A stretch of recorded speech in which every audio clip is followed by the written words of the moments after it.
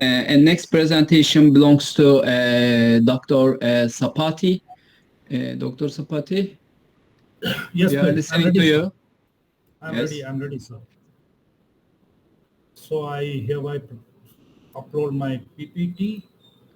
What's that? But the Can I presentation, can I request the previous presenter to kindly take off his slides, please? Dr. Sabri Öz, please change the presentation.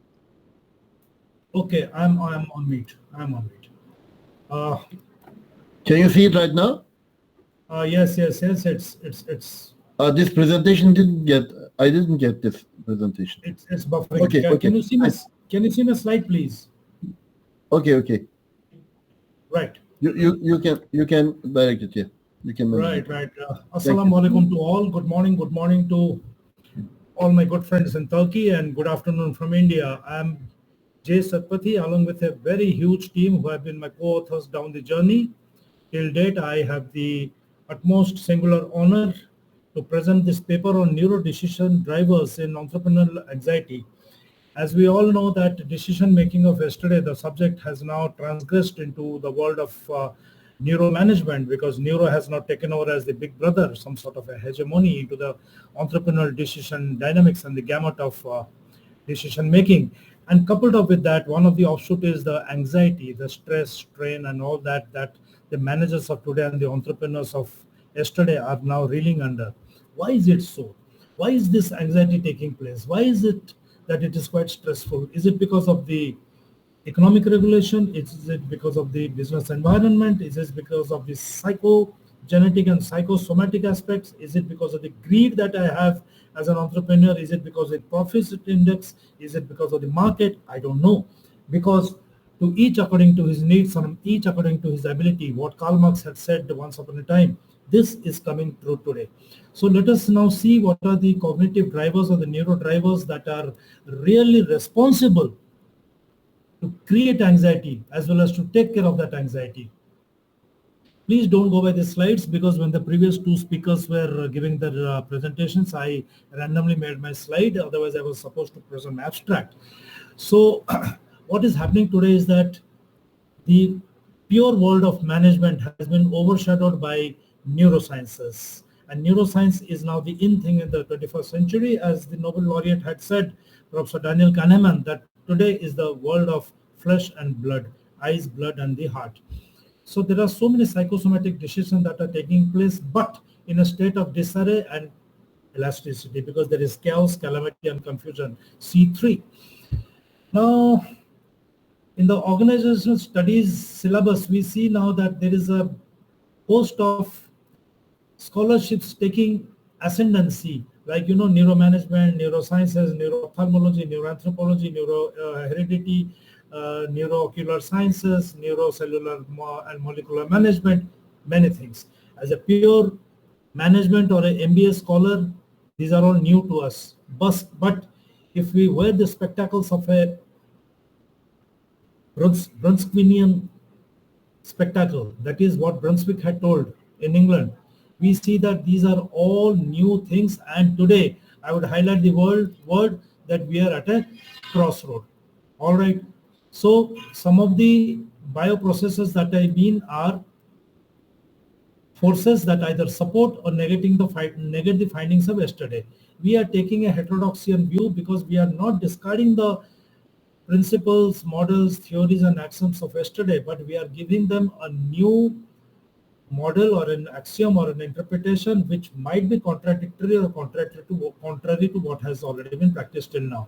But what me and my co-authors we would like to submit is a set of neuro configurations. The objective of our paper was that only one: are the business actors, that is the entrepreneurs, the businessman, the seller, the buyer, the customer, the consumer, are they being threatened by decision anxiety? The first answer is yes.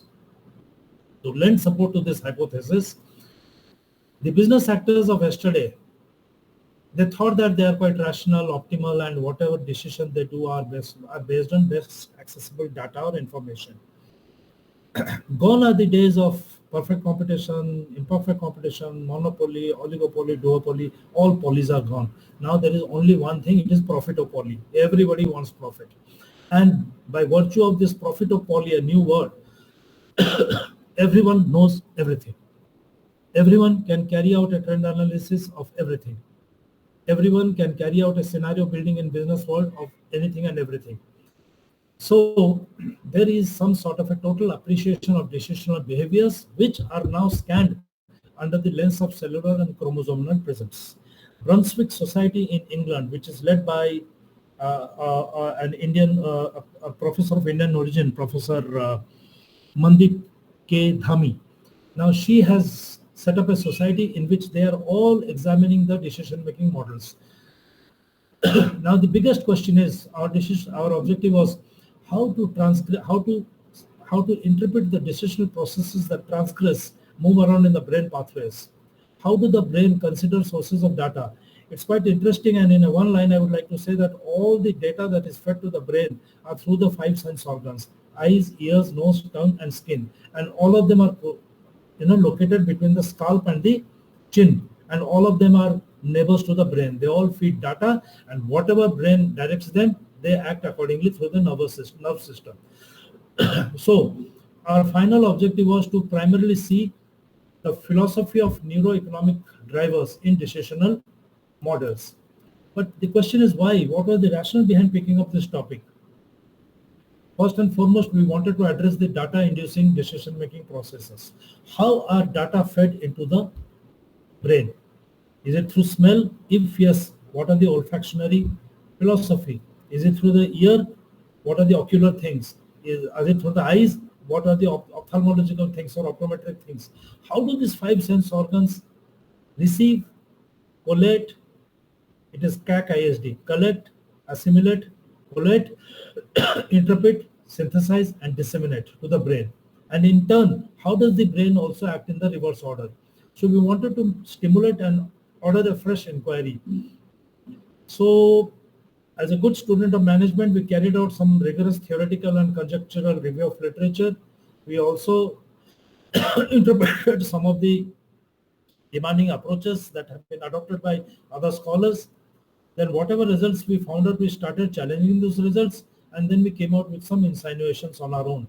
So we tried to reflect upon Bustagian. Ladies and gentlemen, Bustagian is again a new word. Nothing, I've just combined 2 words. It is business and contagion, right? Because COVID-19 has given a redefinition and a reconnotation to everything. And we tried to attack it from an interdisciplinary turf or home ground of Homo psycho-economicus, that is, the study of human beings and the study of economics vis-a-vis in a state of elasticity and disarray, where there are infinite, indeterminable scrolling and interpolations in a very, very, very disruptive cerebral approximations. Today, everything is hazy because whatever models and theories that we had accepted since the 19th century till this date, they are now being questioned.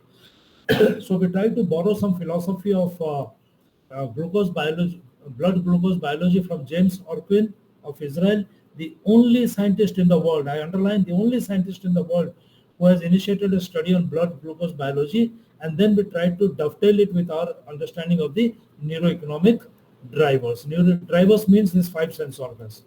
So the methodology we adopted, ladies and gentlemen, were, as I said, we carried out a review of literature, and then we brought in some empirical, cognitive and neurological approaches.